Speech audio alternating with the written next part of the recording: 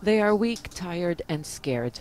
More than 200 men, women, and children were found in a camp in southern Thailand, a hub for people trafficking. Thai police haven't been able to confirm their identities. In Turkish, this man insists they are from Turkey, but police are questioning that, especially since undocumented immigrants from Turkey are largely unheard of in this part of the world.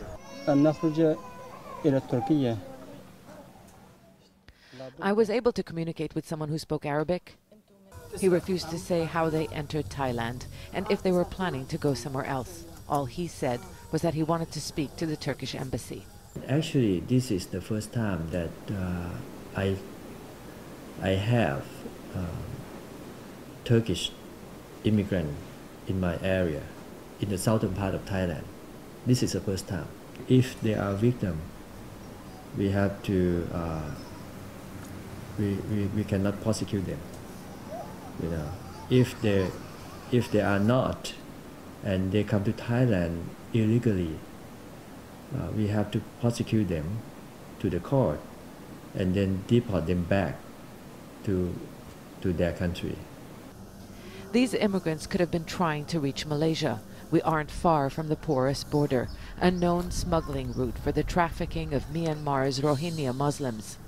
Thai police do suspect these people are Uyghurs, the Muslim Turkic people who international agencies say are oppressed and persecuted under Chinese rule.